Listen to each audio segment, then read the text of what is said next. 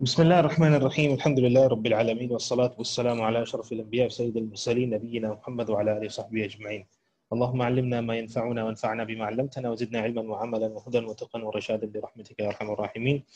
اللهم فقهنا في الدين وعلمنا التأويل. رب اشرح لي صدري ويسر لي أمري واحلل عقدة من لساني يفقهوا قولي. اللهم إنا نعوذ بك من علم لا ينفع، من قلب لا يخشع، من نفس لا تشبع، ومن دعوة لا يستجاب لها. نعوذ بك اللهم من هؤلاء الأربع. أما بعد، حياكم الله جميعا. بإذن الله تعالى, today inshallah we'll study the ayat 14 to 18, not 17, inshallah 18 until 18 بإذن الله تعالى من Surat al-Baqarah, from Surat al-Baqarah. طيب, before we start, we had a question that we had asked last week. We didn't have an answer to last week, so we said that let's take it as an assignment. So now, why does ayah 12 mention ولكن لا يشعرون, and ayah 13 says ولكن لا يعلمون? So this was the question that we had asked last week. ألا إنهم هم المفسدون ولكن لا يشعرون، ألا إنهم هم السفهاء ولكن لا يعلمون. With سفهاء يعلمون, with مفسدون يشعرون. Why?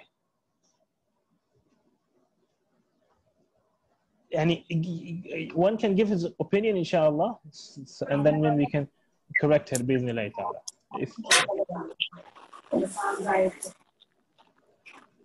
Sheikh, I'm not so sure, but I think it's because when you use لا يعلمون, the munafiq are like criticizing, and when they use لا يشعرون, whereas they're not criticizing, they are just saying that they are muslihun, but in fact they're not. But the other one, they are criticizing that they are foolish people, but they don't know. Okay, like if they're criticizing and they do not know, ممكن طيب ما في إشكال, ممكن صح. This can be one of this can be an answer. But look at sufaha, look at safah. What is safah? Safah is ignorance and being unwise, yeah. And look at ifsad. Ifsad is to create or bring about evil and create mischief on the earth. So why is yash'urun related to ifsad? What is feeling got to do with ifsad, and what has knowledge got to do with safah, with ignorance? ولكن لا يعلمون.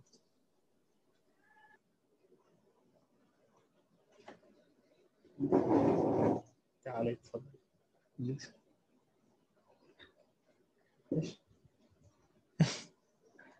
نعم.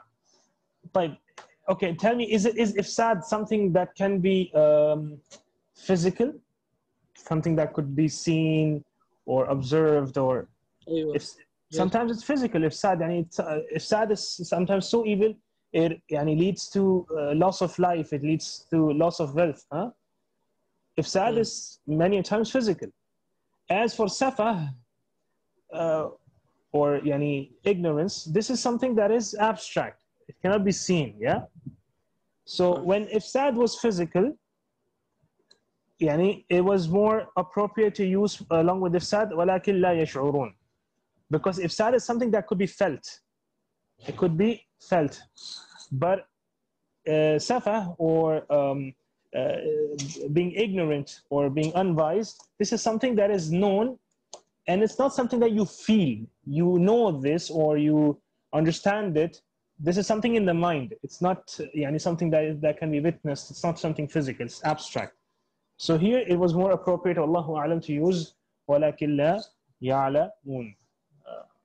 Is that clear, بإذن الله تعالى? Is it are you able to understand it, بإذن الله? لا واضح مرة واضح. الحمد لله. طيب, الحمد لله. نبدأ الآن. طيب, بسم الله الرحمن الرحيم. يقول الله عز وجل: وإذا لقوا الذين آمنوا قالوا آمنا وإذا خلوا إلى شياطينهم قالوا إنا معكم إنما نحن مستهزئون الله يستهزئ بهم ويمدهم في طغيانهم يعمهون. طيب, who are these ayat discussing?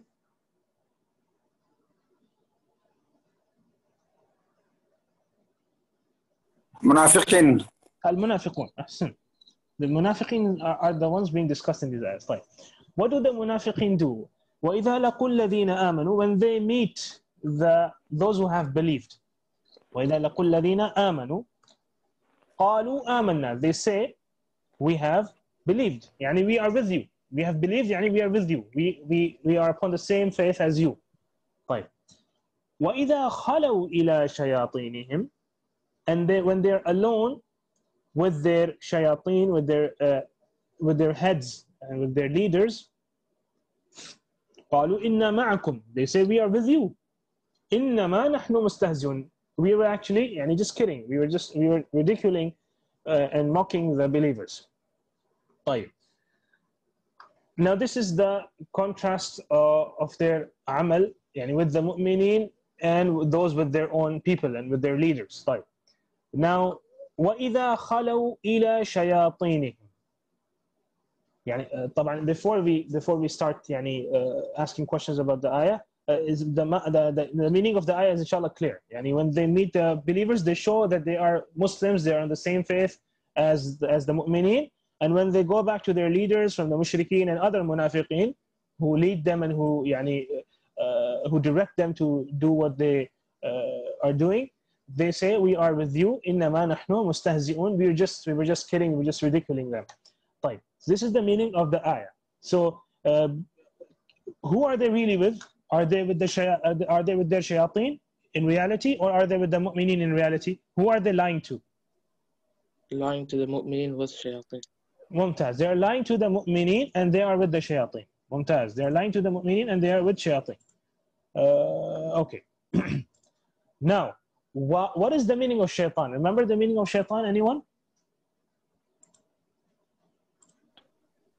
Far away from all goodness.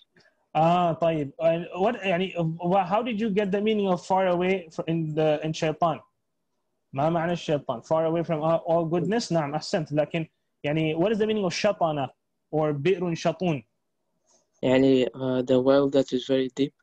أحسنت. ممتاز. بئر شطون, a well that is very deep. So shaitan is someone يعني شطانة يعني this root of shaitan, shin طانون, refers to something that is far away. So shaitan is called shaitan because he's far away from goodness. طيب. Okay. Now, who is being referred to here by the noun shayateen? يعني shayateen refers to whom here? يعني which people are shayateen in this ayah?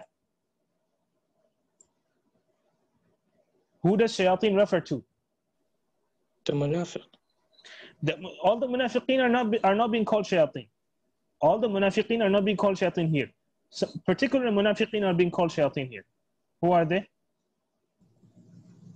The leaders of the The leaders. ممتاز. This is how the tafsir of the Salaf has يعني mentioned, يعني the Salaf mentioned the رؤساؤهم. رؤساؤهم يعني their leaders, their heads. So why are the heads called shayateen? And the other munafiqeen are not being called shayateen. The heads are in particular being called shayateen. Why is that?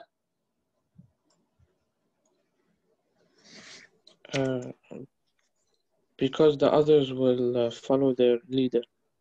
No, but like why is shaitan a more appropriate description of the leaders more than the followers?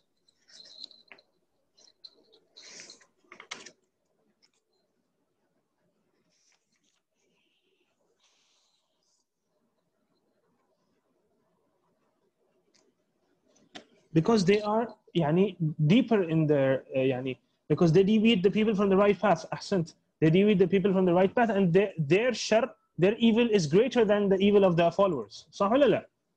Their deviance and their evil is greater than the deviance of the followers. And just like shaitan deviates the people and misguides them, they also misguide the munafiqeen and direct them to evil.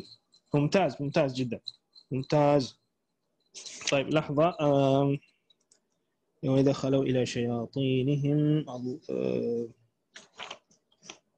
نعم.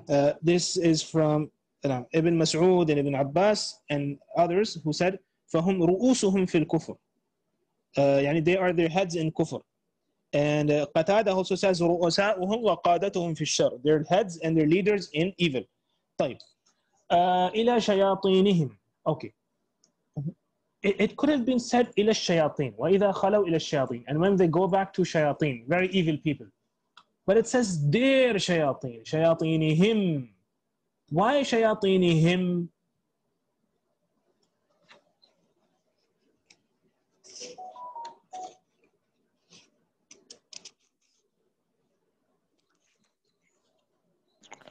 I think it's because it's like the shayateen belongs to them. Belongs to them, yani they are part of that group. Yani these are not shayateen who are separate from these munafiqeen, but rather these munafiqeen are part of that group. They are their followers, the shayateen, and they are their leaders. These shayateen are the leaders of these munafiqeen, and these munafiqeen are part of that group. Yani these are not shayateen who are upon another methodology, and these munafiqeen go to them and take advice from them. No, they belong to that group. إلى شياطينهم قالوا إنا معكم إنما نحن طيب, before that, who are these shayateen? Are these all munafiqeen or are these mushrikeen as well? Yani, is it only the munafiqeen? Yani, these shayateen, these leaders, from amongst these leaders, are there people who are yani kuffar, yani outwardly as well, or is it only it only comprises the munafiqeen? It takes kuffar also, kuffar, mushrikeen, munafiqeen, all kinds. Because their shayateen, yani the Yahud were also yani cooperating with these munafiqeen. So the Yahud, many of the Yahud, they stayed upon their religion, and they did not yani pretend to be Muslims. They weren't hypocrites. They were yani Yahudis. They were Jews. So yani mushrikeen and munafiqeen. So these heads, this group of heads consists of mushrikeen and munafiqeen. طيب. قالوا إنا معكم إنما نحن مستهزئون. Before that. طيب. نعم. وإذا خلوا إلى شياطينهم. طيب. The word خلا means to become alone with something. طيب. خلا بكذا, يعني خلا به, that he became alone with that thing. طيب. So when you use this word خلا or this word خلا, you use along with it the preposition ba. You say خلا مثلا خلا بصديقه, يعني he became alone with his friend in order to يعني take advice from him. خلا بصديقه مثلا. So always with this word we use khala bi. The preposition used is ba. He became alone with him. طيب. Khala bi kada. طيب. Here the preposition that is used is not ba. Rather it is ila. If you could notice, it is not وَإِذَا خَلَوْا بِشَيَاطِينِهِمْ. In fact, it says وَإِذَا خَلَوْا إِلَى شَيَاطِينِهِمْ. وَإِذَا خَلَوْا إِلَى شَيَاطِينِهِمْ. This is interesting, and this is an interesting concept in Arabic. I'm not sure if it is there in other languages as well. I haven't really reflected much. Maybe it is. The phenomenon is called.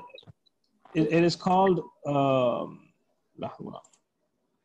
This is called tadmeen. This phenomenon is called tadmeen. Tadmeen.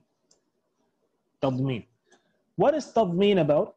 Tadmeen is to use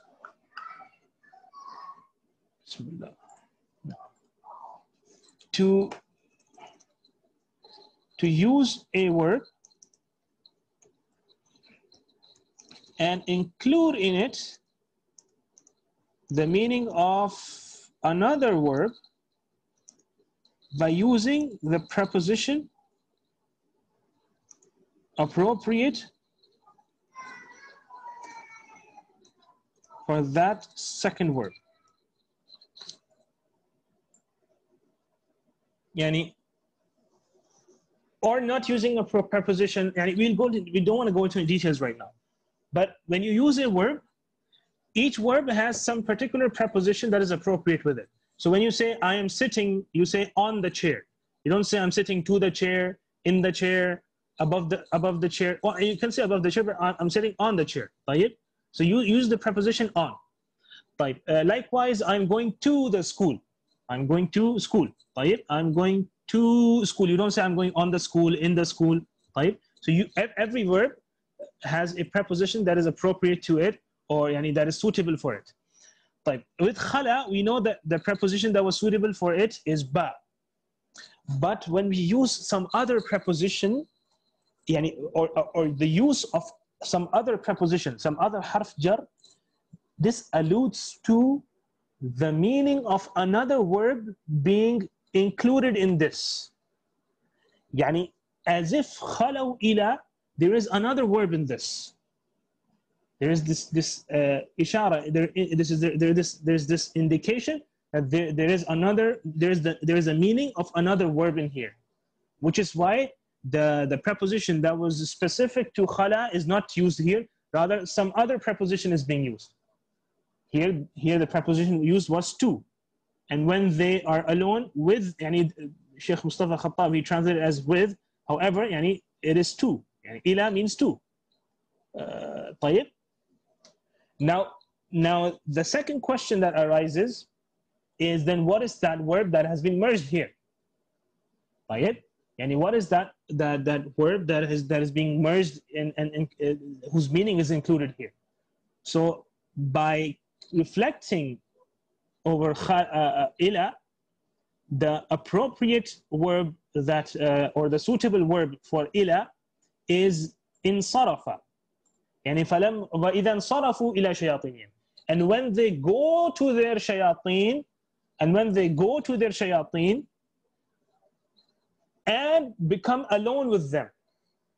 واضح? انصرف or رجع. انصرف was mentioned by Imam al-Tabari.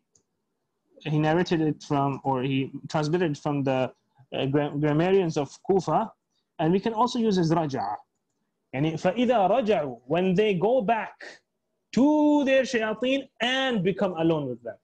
How do we know that there is this meaning of another verb, insarafa or raja'a? When we notice that the preposition used is not the preposition that is usually used with khala. Rather, this preposition ila is used with some other af'al, with some other verbs. So we have to look at the context in order to derive what that verb is, whose meaning is included in this whole sentence. وَإِذَا خَلَوْا إِلَى شَيَاطِينِهِمْ. So when you see that it is ila, and you look at the context, like Imam al-Tabari mentions, it's insarafa. That is more appropriate here. طيب. I will give you some more examples of tadmir. For example, in Surat al-Baqarah, we'll study this inshallah in a few weeks time. أَتَجْعَلُ فِيهَا مَنْ يُفْسِدُ فِيهَا وَيَسْفِكُ الدِّمَاءَ وَنَحْنُ نُسَبِّحُ بِحَمْدِكَ وَنُقَدِّسُ لَكَ. وَنَحْنُ نُسَبِّحُ بِحَمْدِكَ وَنُقَدِّسُ لَكَ. طيب. If those who have studied grammar, inshallah we'll be studying this after a week, بإذن الله تعالى. But those who have already studied a bit of grammar, they know that قَدَّسَ يُقَدِّسُ is a فعل متعدي. It's a transitive verb. It doesn't need a preposition. It doesn't need نُقَدِّسُ لَكَ. It doesn't need a la. It doesn't need lam. نُقَدِّس, it could be used directly. نُقَدِّسُكَ. Like we say نَعْبُدُكَ. نُقَدِّسُكَ. There is no need of this preposition lam. However, this preposition lam has been used. By what is the use of, or what is the reason, or what does it benefit, or what benefit do we derive and gain from this? That is that there is another verb in this sentence. وَنُقَدِّسُ لَكَ. There is meaning of inqiyad here. نُقَدِّسُ وَنُطِيعُ لَكَ. وَنَنْقَادُ لَكَ. We glorify you, O Allah. We pronounce your glory, نُقَدِّس, and we obey you. نُقَدِّس وَنَنْقَادُ لَكَ. نقدسك وننقاد لك. Likewise, آمنتم له قبل أن آذن لكم. يعني آمن usually comes with a ba. آمن به. الذين يؤمنون بالغيب. It comes with a ba. But sometimes it comes with a lam. آمنتم له. آمنتم له. So why is it له? Because يعني الله أعلم, يعني because it includes the meaning of inqiyad in it. Likewise, in some places, كذبوا بآياتنا. كذبوا بآياتنا. كذبوا does not, in and of itself, it does not require a ba. It can directly be said كذبوا آياتنا. But sometimes when the ba is used, it includes the meaning of kafar, because kafara needs a ba. كفروا بآياتنا. طيب, kafara needs a ba. So when we use a ba along with كذب, so this includes the meaning of kafara with it. Likewise, in some places, kafara is used without a ba. ألا إن عادا كفروا ربهم. كفروا ربهم كيف؟ كفروا بربهم. They rejected. كفروا بالله. كفروا ربهم. الله أعلم, because it includes the meaning of كذبوا. And they rejected, denied, and they belied their Lord. كفروا ربهم. وهكذا. فخلوا إلى شياطينهم. يعني when they go back, or when they go to their heads and become alone with them. So there is this meaning of another word which is hidden, which has not been mentioned, but there is an indication towards it, and that indication is in this preposition that is used. إلى. خلوا إلى شياطينهم قالوا إنا معكم إنما نحن مستهزئون. I'm not sure if this is also used in other languages. In English, maybe sometimes we do use this kind of a style. I'm not really sure if we do.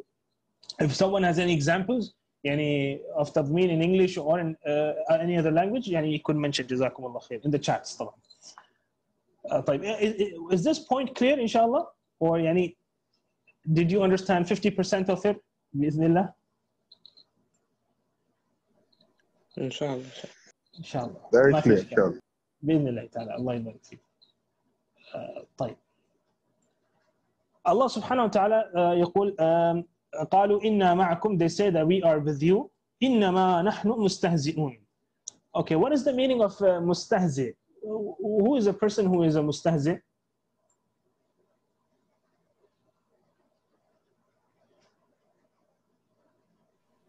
Muslimin. Mu'minin Muslimin. لا. First of all, what is the meaning of مستهزئ? Not who they are. يعني okay. What is the meaning of مستهزئ? To make joke of somebody. ممتاز. To make fun of someone, to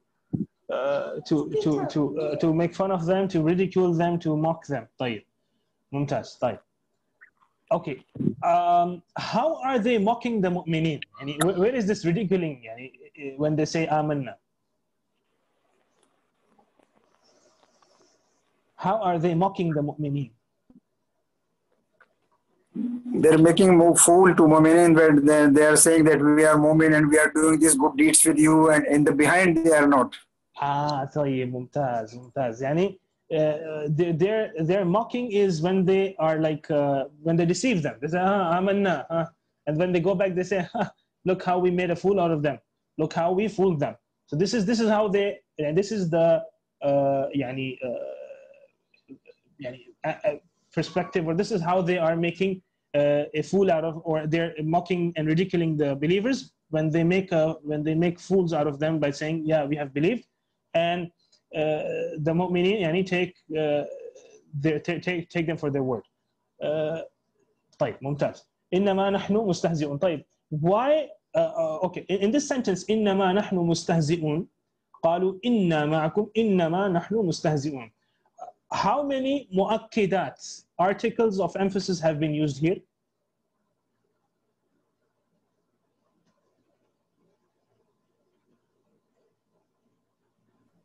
Innama. First of all, inna ma'akum. Indeed we are with you. Innama nahnu mustahzi'un. 3. طيب, يعني we are with you. Verily we are with you. إنما نحن, we are only يعني mocking and ridiculing the believers. طيب إنما نحن مستهزئون. And this pronoun here نحن is an extra pronoun. It's just mentioned here for emphasis. يعني this is called ضمير الفصل. This is called ضمير الفصل. Oh no, sorry, it's not ضمير الفصل. استغفر الله. Here. Okay, I'm sorry. معذرة. This is not ضمير الفصل here. This is مبتدا here. إنما نحن مستهزئون. And نحن here is not a مؤكد. Sorry. نحن here is مبتدا. إنما is the مؤكد. So we have إنا معكم إنما نحن مستهزئون. Because they haven't mentioned themselves. So نحن here has not come as for emphasis. This is يعني they're mentioning themselves. This is the subject. This is the subject. This is not an extra pronoun. This is the subject. This is the subject. This is مبتدا.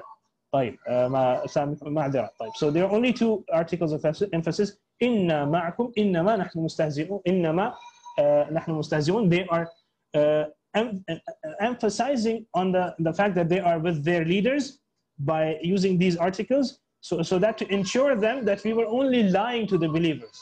And please, you, our leaders, believe in us. We are with you. We are with you قلبا وقالبا. طيب. Okay. الله يستهزئ بهم ويمدهم في طغيانهم يعمهون. طيب. The next sentence, or the sentence that is the response to this evil act of the munafiqeen, is الله يستهزئ بهم.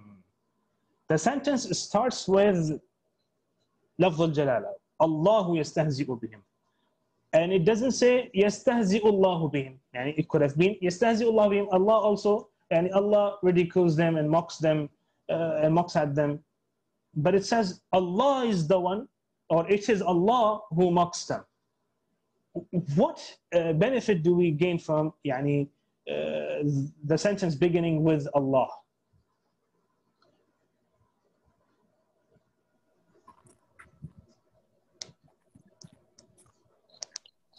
And why exactly? نعم تفضل. Grabs the attention of the reader or listener. Grabs the attention. Sir, it is Allah Himself. Yeah. Allah Himself is directly saying this thing. This is the emphasis. Allah is directly. Okay, you are nearby, inshallah. Okay, yani when they do this evil deed of theirs, the reader yani wants them to be retributed for what they have done. And so we are waiting after reading this ayah, and this ayah, it seems by the statement of the munafiqeen as if they have succeeded in their deception of the mu'mineen. So we are waiting for them to be retributed for their for this act of theirs. So we are looking who is going to retribute them for that. So when the next sentence starts with Allah, then khalas. That it is Allah Himself who is going to retribute them for their act of theirs, and He is the one who is going to avenge this evil deed of theirs. So Allah Himself will take matters in His own hand, and He's the one who will mock at them. He's the one who will mock at the munafiqeen. Allahu yastahzi'u bihim. Allahu yastahzi'u bihim. طيب. Also, why when the name Allah is used, what is the meanings, or what are the meanings that we should have in our mind whenever the word Allah is used, or in a context where Allah uses or mentions Himself with the name Allah? What are the things that we should have in mind?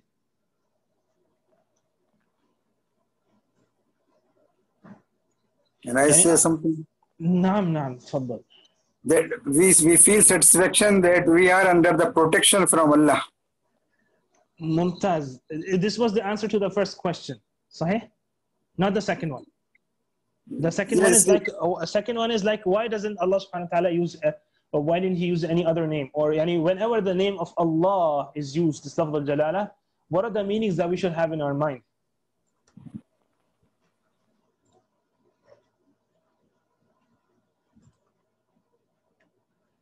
When the name of Allah is mentioned in the Quran, keep one thing in mind. Ta'zeem, 'azama, greatness. Right? Yani Allah, the great Allah, yani with all His might and all His greatness, is the one who is going to yani, take care of this matter. Right? Whenever Allah is mentioned, remember the greatness, yani remember this aspect, the greatness, His greatness. Yani. طيب الله يستهزئ بهم. طيب. This is to simplify matters. Yani how and why yani it does yani, indicate greatness. We can delve into that later, inshallah. But just to simplify matters, whenever Allah is mentioned, yani keep in your mind the meaning of greatness of Allah subhanahu wa ta'ala. طيب. وَيَمُدُّهُمْ فِي طُغْيَانِهِمْ يَعْمَهُونَ. طيب. Allah subhanahu wa ta'ala يَمُدُّهُمْ. إيش معنى? What is the meaning of يَمُدُّهُم? ما معنى يَمُدُّهُم?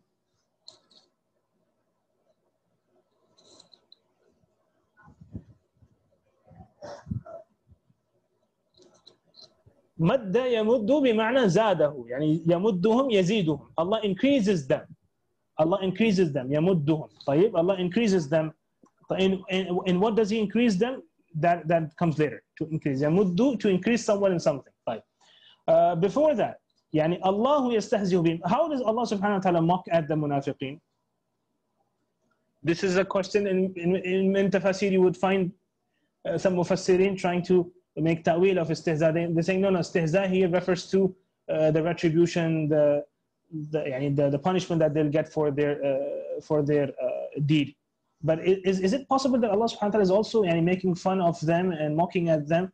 And is this something that is that Allah subhanahu wa ta'ala is praiseworthy for, and it's not something that is condemnable or for Allah subhanahu wa ta'ala?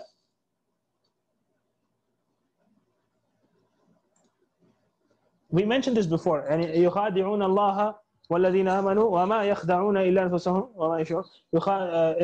لا إيش يخادعون الله وهو خادعهم وإذا قاموا إلى الصلاة قاموا كسالى.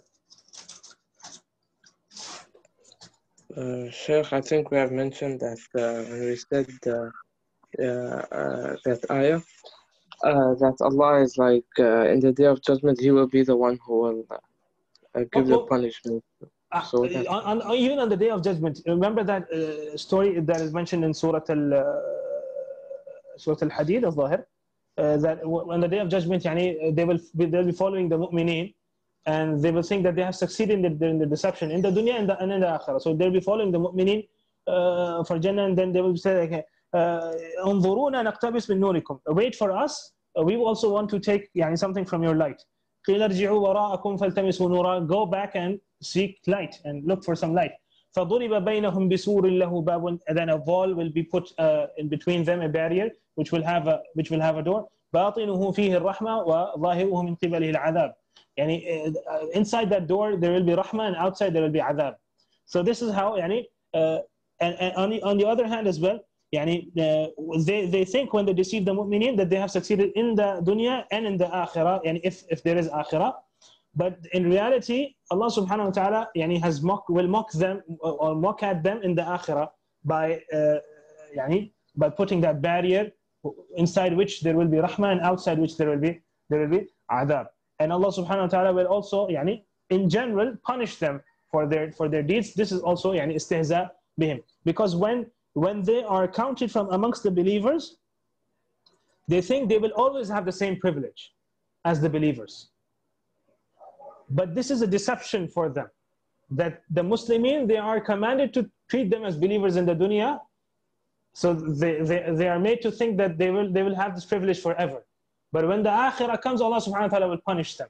So this is another way of mocking at them, that they were made to believe, or they were deceived into believing or into feeling that they have the same privileges as the mu'mineen, whereas in reality, when they die, they will be punished, and they will be burnt in hellfire forever. So this is another way of mocking at them and deceiving them. Allahu yastahzi'u bihim wa yamudduhum fi tughyanihim ya'mahun. And Allah subhanahu wa ta'ala increases them in their transgression. Tughyan means it's derived from tagha. Tagha means to transgress one's limits, in evil. Tagha yatgha, whenever something transgresses its limits. It's called يعني طاغي or طاغوت. طيب. So طغيان is to transgress one's limits in evil. طيب. طغيان to transgress one's limits in evil. ما معنى يعمهون? What is the meaning of يعمهون?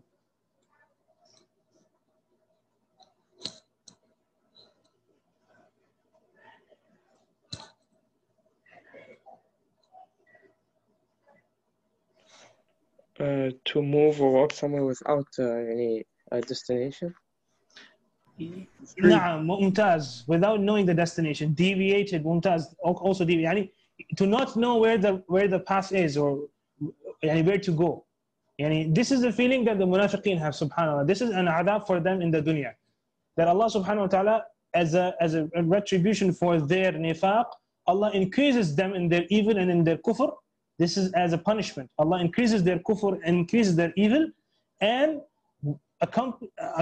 this kufr and this evil is accompanied by this feeling of not knowing where to go. They're always in a dilemma, whether to be with the mu'mineen or whether to be with the Muslimin.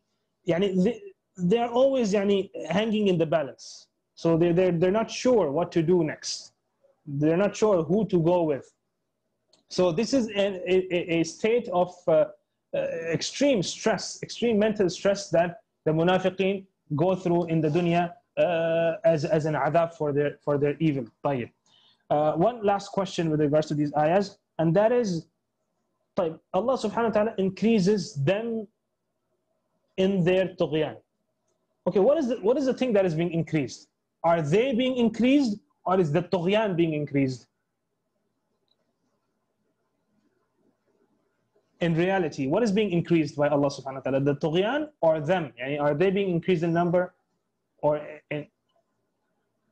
what is being increased here? The tughyan. Tughyan is being increased. صح? It is the tughyan that Allah subhanahu wa ta'ala is increasing. Right. But Allah subhanahu wa ta'ala, the word here, يمد, is transitive for it is as if the translation of this ayah is Allah subhanahu wa ta'ala increases them in tughyan. So what is the difference between saying يمد طغيانهم and between saying يمدهم في طغيانهم? Yani, what is the benefit that we gain from the word being transitive for or them themselves being treated as an object rather than the tughyan? Rather than saying that Allah increases their tughyan, Allah is saying Allah increases them in their tughyan. What is the difference between the two? Active and passive voice? No, it's active voice. يمدهم في طغيانهم. يمدهم في طغيان. Allah increases them in their tughyan. Why not say Allah increases their tughyan? Because when it's نعم تفضل. Perhaps it's a form of emphasis. Okay, when it's said that Allah increases them, it grabs the attention of the listener. What does Allah subhanahu wa ta'ala increase them in? And if I say يعني يمد الله طغيانهم, it's not that intensive and it's not that يعني attention grabbing as much as is يمدهم, then I would pay attention. Allah subhanahu wa ta'ala increases them in what? I'm waiting. يمدهم في ماذا؟ في طغيانهم. عرفتم? This is the use of يعني this يعني نسبة الفعل إلى, or what is it called? This also comes with تمييز at times. يعني وفجرنا الأرض عيونا. وفجرنا الأرض عيونا. طيب. Whereas in fact Allah subhanahu wa ta'ala يعني it was the عيون that were made to explode by Allah subhanahu wa ta'ala, but Allah says we exploded the earth in يعني as عيون. على كل حال إن شاء الله this can be يعني discussed in detail later on بإذن الله. طيب يمدهم في طغيانهم. Why doesn't it say في الطغيان? Why طغيانهم? طغيانهم. Why doesn't it just say يمدهم في الطغيان? Because it's theirs, it belongs to them. And they are part of it. They're part of it. طيب. Okay, if I say يمدهم في الطغيان, they're still a part of the طغيان, aren't they? صح. في طغيانهم. Sort of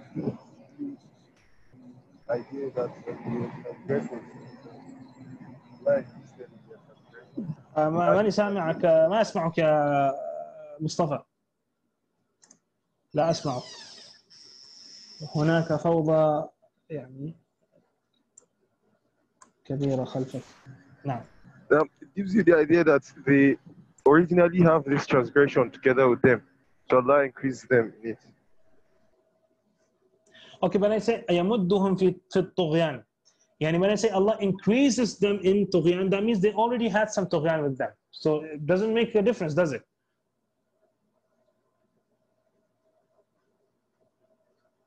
Yeah. There are two things that can be said. One of them is mentioned by Sheikh يعني طاهر ibn Ashur in تحرير التنوير, said طغيانهم يعني as if it is a particular type of طغيان that is specific to them, as if it is a particular type of transgression that is specific to these people. في طغيانهم هم يعني there's this, they're so evil and they're so يعني distinctly evil that this is a particular type of transgression that they practice. So it's في طغيانهم. And also that could be said يعني something close to what Mustafa said. في طغيانهم يعني it's a طغيان that they يعني لا ينفكون عنه. يعني they don't, it's always attached to them. It's always with them. They يعني they're never free of this طغيان. So as if they have يعني it's something that is ملازم لهم. يعني it sticks to them. It is a characteristic that sticks to these people, which is why it is being attributed to them. في طغيانهم يعمهون. طيب. أولئك الذين اشتروا الضلالة بالهدى فما ربحت تجارتهم وما كانوا مهتدين. Okay, the إشارة here is being done with أولئك. What is the meaning of أولئك? Does it mean those, or does it mean these, or does it mean they? What is the literal meaning of أولئك? This. These isn't the word used for these هؤلاء? They. كيف؟ They. The word used for they is whom? أولئك is those. Remember ذلك, that. أولئك Yes. يعني أولئك يعني هؤلاء or أولئك means يعني these. And أولئك يعني for بعد. This kaf is here for بعد. This kaf here is for بعد. يعني those are the people who have exchanged and bought error يعني and misguidance at the price of guidance. طيب. So why is this اسم إشارة, this demonstrative pronoun for faraway objects being used here? يعني ليش أولئك؟ لماذا لا هؤلاء؟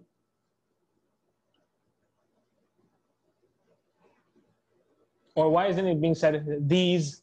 And in the previous ayah we have been using these. في طغيانهم, and their transgression. يعمهون. Perhaps in this time, it shows how unimportant they are. There is this sense of belittlement in it. كيف ما فهمت أخي؟ يعني how important what? I said in this sense, it sort of belittles them.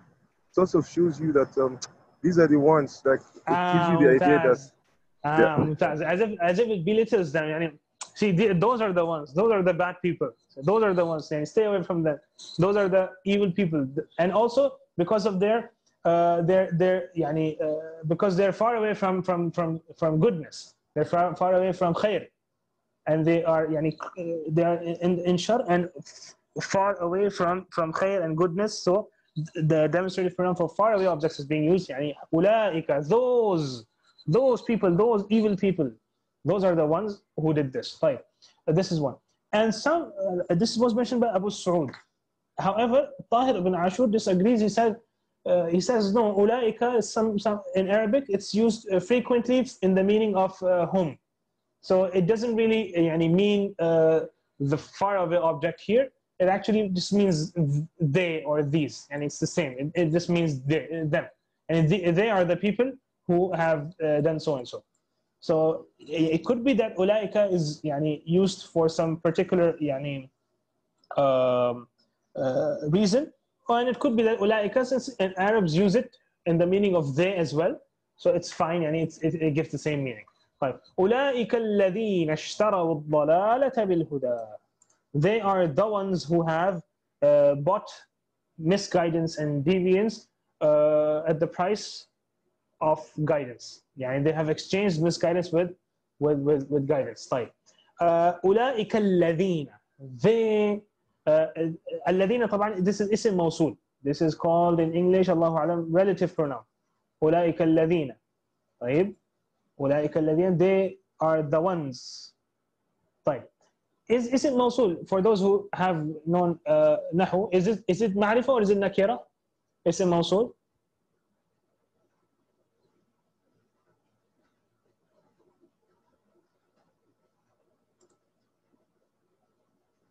Those who don't know, rest assured inshallah, a couple of weeks time you will know بإذن الله تعالى. لا, معرفة. اسم موصول معرفة من أنواع المعرفة. المعارف 6: الضمير والعلم واسم الإشارة والاسم الموصول I'm forgetting one, and then the last one is المضاف إلى هذه الخمس. الضمير والعلم واسم الإشارة والاسم الموصول, and what else? subhanallah, I'm forgetting one, but ما في إشكال. المهم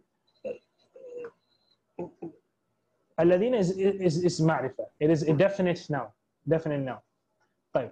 When it is a definite noun, when you use a definite noun in the clause, what do we benefit from this? In the khabar, you're using a definite noun. وَأُولَٰئِكَ هُمُ الْمُفْلِحُونَ. What did we say? وَأُولَٰئِكَ هُمُ الْمُفْلِحُونَ. What was the benefit? As if they are the only ones who are the successful ones. Likewise, when you use a definite noun in the khabar here, أُولَٰئِكَ الَّذِينَ اشْتَرَوُا الضَّلَالَةَ بِالْهُدَى, as if they are the only ones who have bought misguidance and exchanged misguidance with guidance. As if they are the only ones. This is to add emphasis and to condemn them in a more emphatic manner, that they, as if they are the only ones who did this. أولئك الذين اشتروا الضلالة بالهدى. Ishtara means to buy something, right? Why is there matter being compared or resembled with buying and selling? Why doesn't it just say أولئك الذين استبدلوا الضلالة بالهدى? They exchanged misguidance for guidance, or exchange guidance for misguidance, or however it's supposed to be said. Why doesn't it just say exchange? Why is it saying buying? They bought it. فَمَا رَبِحَتْ تِجَارَتُهُمْ. Again, trade. وَمَا كَانُوا مُهْتَدِينَ.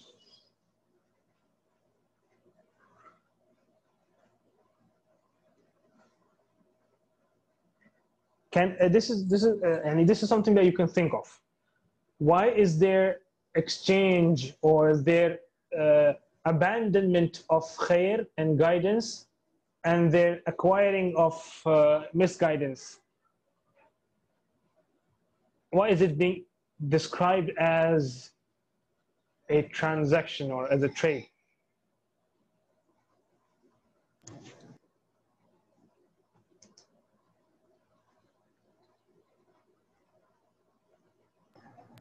Because they physically wanted to go get it.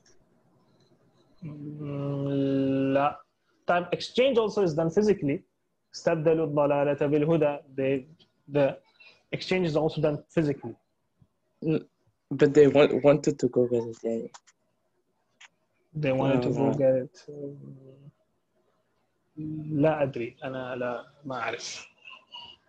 طيب okay, think why do the munafiqeen do what they do? What is their reason? What is the main purpose behind all of this nifaq and all of this hypocrisy? what do they want to preserve? What is the thing that they want to preserve? Dunya. أيوة أحسنت. They want to preserve their dunya, their wealth, their lives. That is why they do what they do. This is why يعني أولئك الذين اشتروا. All they are looking for is to preserve their dunya. And at the end, what did they end up buying and selling? They bought misguidance at the expense of or an exchange for guidance. Subhanallah. And all of this buying and selling and trying to be smart in order to preserve their dunya and not to expose it to danger or إلى آخر ذلك. At the end of the day, what did they do? They ended up buying misguidance for guidance, or exchanging guidance for misguidance. Subhanallah. What they wanted to preserve, this is a very eloquent and excellent and beautiful way of condemning their deeds. The wealth is the thing that matters to them the most. So Allah used the same verb which they are busy with day in day out, that is buying and selling. So as if they I hope I have explained the point, and I'm unable to articulate it, but inshallah the meaning is وصل بإذن الله تعالى. نعم خلاص. I'm unable to articulate it, but inshallah the meaning is understood بإذن الله تعالى. طيب أولئك الذين اشتروا الضلالة بالهدى فما ربحت تجارتهم. Their trade wasn't of any profit, didn't bring any gain. وما كانوا مهتدين. What is the meaning of muhtadin here, or what is the ihtida that is being negated here? وما كانوا مهتدين doesn't refer to the fact that they are misguided in the deen. This is already mentioned here. أولئك الذين اشتروا الضلالة. خلاص, they're already misguided. Why? This is not a repetition of وما كانوا مهتدين, that they were not upon guidance, they weren't upon Islam. This is something that is known. And in the context, all the ayahs have mentioned that they were not upon Islam, that rather they were upon kufr, and they were upon misguidance, ضلالة. But when it says وَمَا كَانُوا مُهْتَدِينَ, it means they were unwise. They were unwise in their choice, in the choices that they made, in the transaction that they did, in the trade that they did. They were unwise and they were fools in that. وَمَا كَانُوا مُهْتَدِينَ. This is the opinion of Imam al-Tabari, as well as Tahir ibn Ashur mentioned the same thing. طيب. So here, muhtadin is referring to the linguistic meaning more than the shari'i meaning. Doesn't refer to the fact that they're not upon Islam, rather refers to the fact that they were unwise in their trade, in what they chose to trade with. Now, okay. مثلهم كمثل الذي استوقد نارا. Their example is that of a person who kindles a fire. استوقد نارا. استوقد he kindles a fire. طيب. فلما أضاءت. What is the thing that is that this verb is being attributed to? أضاءت. أي شيء أضاءت. Which thing did أضاءت? The fire. طيب. Why is it with the تاء التأنيث الساكنة? Because fire is feminine. أحسنت. نارا in Arabic is feminine. Nar in Arabic is feminine, so it says أضاءت, أضاءت النار. ما حوله. When the fire illuminated everything around حوله. Around whom? The one who kindled it. The one who kindled the fire, not around the fire. Had it been around the fire, then we just mentioned that fire is feminine. So it would have been ما حولها. فلما أضاءت ما حولها. It would have been فلما أضاءت ما حوله. Around the one who kindled the fire. ذهب الله بنورهم وتركهم في ظلمات لا يبصرون. Now look at this. Here, a مثل, an example, a parable has been initiated. الذي استوقد نارا فلما أضاءت ما حوله. طيب, first of all, when Allah subhanahu wa ta'ala mentions examples, what is the purpose behind this? And why does Allah subhanahu wa ta'ala mentions these examples and these parables and these situations, different situations? What is the purpose behind this?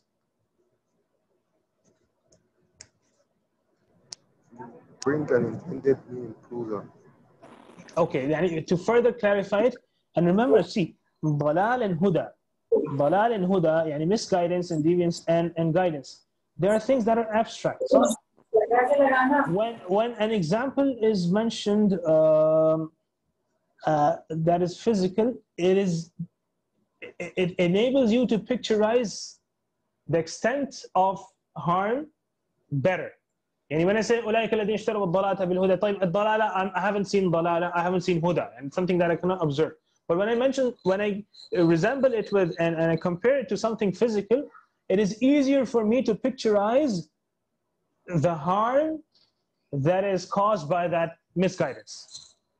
So this is one rich benefit of mentioning such an example. So that when a physical example is mentioned, it is easier for you to picturize the extent of the harm that is caused by a dalala, or how deep you are in trouble, how deep you are in evil and trouble. Okay. Sir, excuse me, sir. No. There is another important thing. I think that by these examples, it says that it can happen to you also, to us also. الذي استوقد نارا فلما أضاءت can happen not to you. Not this case. In another some cases, when it's a masal. But صح, it depends on the context. But such أمثال that I mentioned here, the reason or the faida, the benefit that we gain from this is that we are able to picturize the harm and the extent of the evil that one is in. طيب. الذي استوقد نارا, جزاك الله خير, بارك الله فيك. الذي استوقد نارا فلما أضاءت ما حوله. Until here, we are still in the picture. After this, ذهب الله بنورهم وتركهم في ظلمات لا يبصرون. Allah subhanahu goes, or the ayah goes back and discusses or mentions those same those people for whom the example was mentioned, and it doesn't complete the picture. It goes back to the munafiqeen. The picture was only completed until الذي استوقد نارا فلما أضاءت ما حوله, when the fire illuminates what is around that person who kindled the fire. Allah subhanahu wa ta'ala eliminates the light of the munafiqeen, and He leaves them in layers of darkness while they're unable to see. But do you notice the shift that is taking place? We did not complete the example. It could have been الذي استوقد نارا فلما أضاءت ما حوله ذهب الله بنوره وتركه في ظلمات لا يبصرون. We're talking about that man. But suddenly, halfway down the mathal, we go back to the munafiqeen. Do you notice this? Are you able to observe this? No. Halfway down, we did not complete the example. We did not complete the picture. In the picture, we had a man who had lit a fire, and now the fire had illuminated what is around that man. Now, the completion of the picture would have been that Allah subhanahu wa ta'ala caused that fire to burn out, to be extinguished, and then that man who had kindled the fire was left in darkness.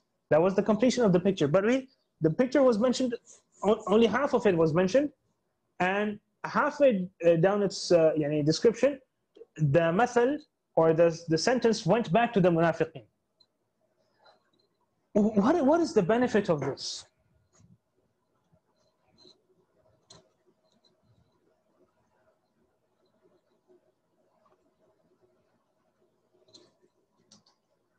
What is the benefit that you gain from this? Perhaps because the essence of mentioning the parable to start with is to describe the situation of the munafiqun and not the parable in and of itself. So والله there مصطفى is صوتك certainly منخفض جدا يا أخي. Yeah, your voice is very low. يعني, I'm not able to understand what you're saying. Can you speak a little now. I louder? said جزاك الله. no. I said perhaps because the essence of bringing the parable in and of itself is not to tell us the parable completely, but just to highlight for us that which would be enough to understand the situation of the hypocrites.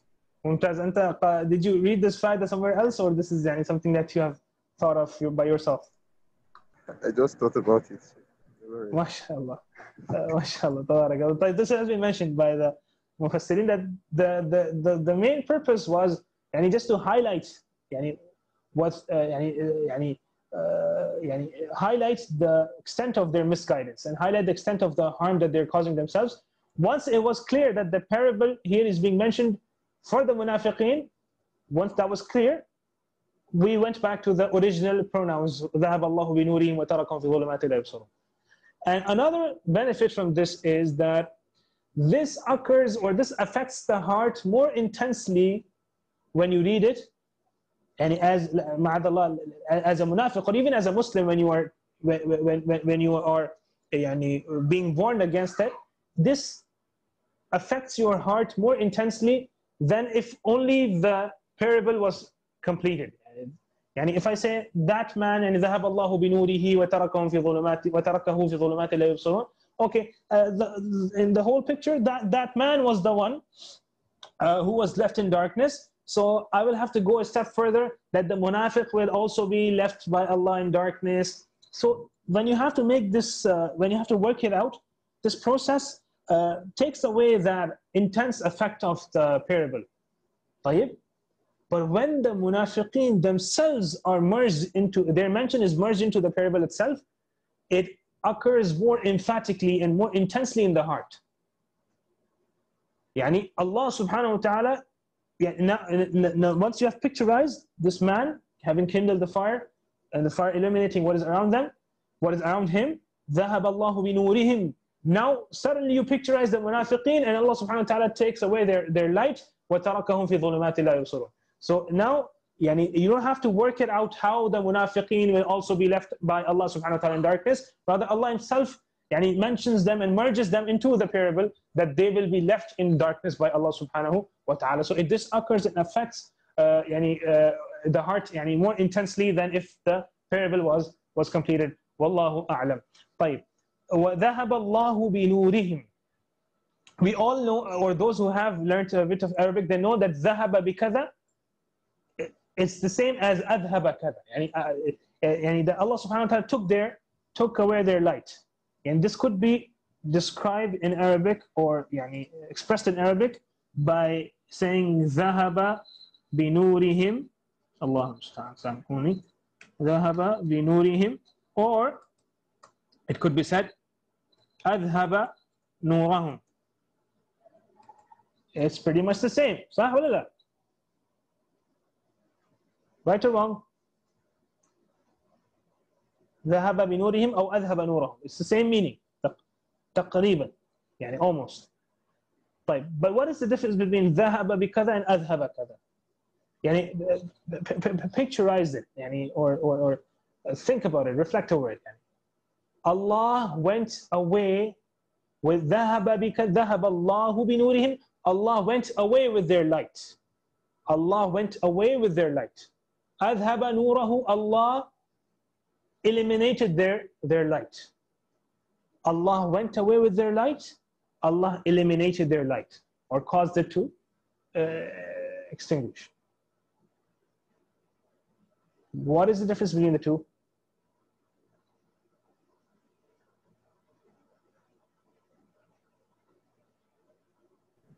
When it is said ذهب الله, then it is as if Allah himself went away with it. And adhaba, no. Okay, adhaba, yes, okay. Adhaba, it is as if Allah just caused it to go away, but He didn't literally. Okay, what is the difference when I say that, let's say Mustafa ذهب بالسيارة مثلا أو مثلا مصطفى ذهب بالسيارة and if I say مصطفى أذهب السيارة, which one is more يعني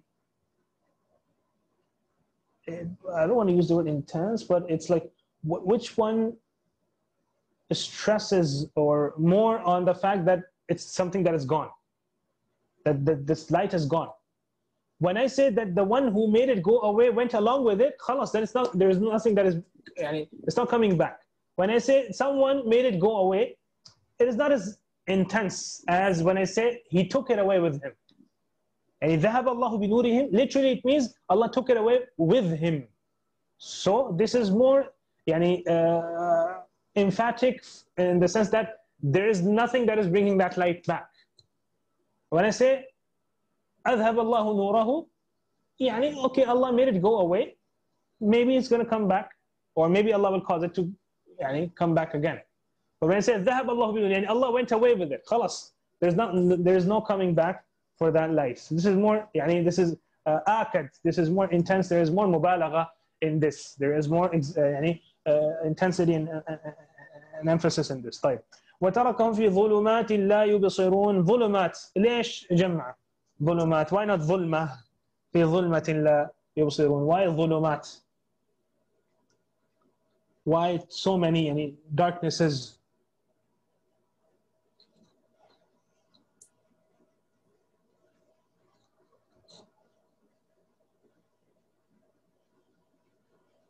ظلمات in Arabic is used, ya ikhwan, when something is when you want to express an extreme darkness, and something that's extremely dark, then you use the ظلمات, as if there are layers. Intensity, mumtaz, intensity, yes, as if there are layers of darkness one over other, and it is very, very dark.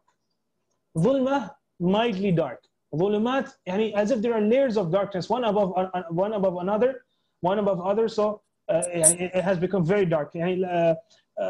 أو كظلمات في بحر اللجي يغشاه موج من فوقه موج من فوقه سحاب. Also the darkness in the sea, deep in the sea, has been mentioned as ظلمات because it's very, very dark. There is no light that reaches that place in the sea. So it's mentioned as ظلمات, to indicate the intensity of the darkness and how dark is it, as if there are layers of darkness one over other. لا يبصرون. صم بكم عمي فهم لا يرجعون. They are people who are deaf, dumb and blind. فهم لا يرجعون. Hence, it's not they shall not return. Hence, they do not come back to the right path. And because they are, they don't benefit from what is being told to them. As if they are deaf, as if they are dumb and blind. All the sources of information are closed for them, and they don't benefit at all. They don't benefit at all from what is being told to them. فهم لا يرجعون, so they don't come back. But this example, this whole parable, مثلهم كمثل الذي استوقد نارا فلما أضاءت ما حوله ذهب الله بنورهم وتركهم في ظلمات لا يبصرون. طيب, here it says that the fire had illuminated what is around that man. طيب, did the munafiqeen ever have light in their lives? Did they ever have hidayah? This example mentions the fire did illuminate what was around that man. But the munafiqeen were kuffar. Since the beginning of these ayahs about the munafiqeen, it says they are kuffar from the inside. So what does this light refer to? And what does the taking away of that light, the elimination of that light refer to?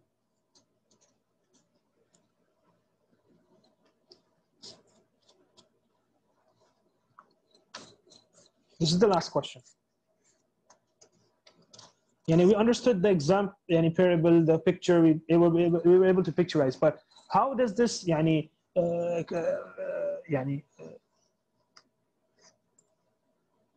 correlate with what the munafiqeen have, done, or what correlate with their actions? Because every child is born on fitrah, their corruption fitrah extinguishes the light of corruption. Okay, but this is not mentioning that. It doesn't mention this, because it is mentioning this example. When you picturize it, you picturize a man having worked hard for something and he ends up losing it. losing all of it, what he worked hard for.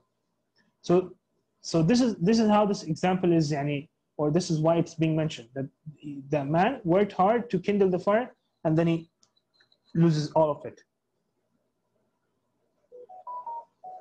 So it's something that he worked hard for, that he worked for. And fitrah is something that you don't work for.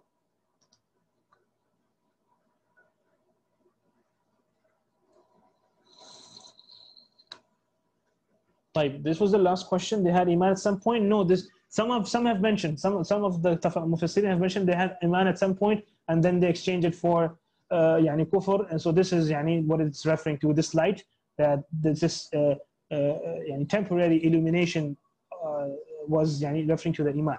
But the correct opinion is that this is not referring to their iman. They never had iman. In particular, the munafiqeen being mentioned here in this context. If you look at the previous ayat, they're not mentioning these ayat do not mention these munafiqeen to have been mu'mineen at some point.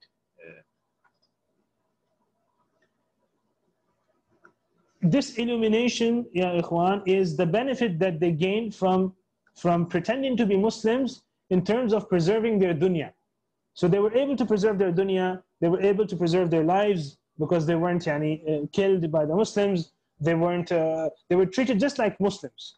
So this was the benefit, the short benefit that they had gained from this nifaq, from this hypocrisy. Okay, and when Allah subhanahu wa ta'ala took that, and when Allah eliminated that light, it refers to the punishment that they will have in the akhirah. So when it came to actually benefiting, and when it came to the main benefit of the light, that was the prolonged illumination, they couldn't acquire that. They could only benefit from that for a very short time from that fire, and they couldn't really benefit from it for a long time, which was the more important thing. When one kindles a fire, he wants it to burn for a longer time so that he can acquire light from it.